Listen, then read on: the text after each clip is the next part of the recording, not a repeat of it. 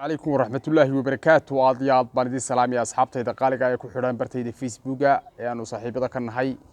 ميل كستي جوجان طافها عالمك أضياء بصاحبي يا لدي السلام يا وحنقلبت هدي لو ذاك يا ورك فرحات له جمهورية الصومال لكو عصب كاسوا سفر كوم مدحوينه وجوب حيدلك الجني أو النقطة سفر رنتي سابنتي سوتها صومال لأن الدنب بحدوه بيش عالم كان رنتي داكو قبتين sidaynu wada ognahay madaxweynayaashii hore Afrika inteeda bana way dhaafi jireen taasuna mid ku qurux badan uma yeeran muuqan laakiin mudana Muuse Bixi wuxuu taabtay meel loo baahnaa Afrika waxa weeyaan isku qaarad baynu nahay intaas oo dalba ka jira waa inaynu marka hore Afrika isbarnaa waa dal caalamka isbarayayna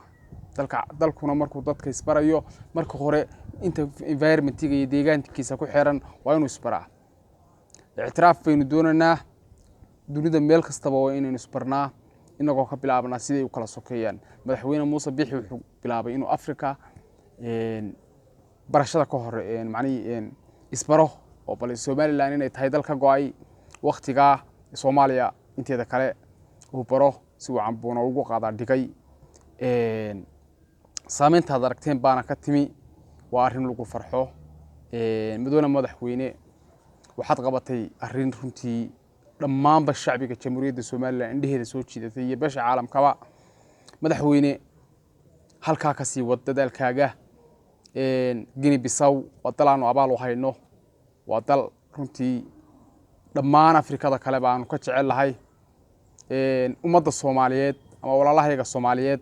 ma nacbin waa dal aanu jecelahay waa dad walaalahayaga laakiin waxa weeye walaalayaal waanu toshanay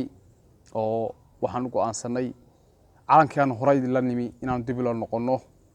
oo aanu dalkaygii awalba la aqoonsanaa aan dib loo noqono taasaan walaalayaal isku raacnay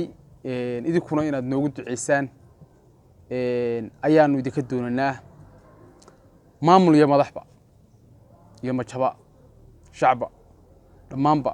ummadda Soomaaliyeed aan walaalanahay والسلام عليكم ورحمة الله وبركاته وحن سلام يا دمانبا عدة جعل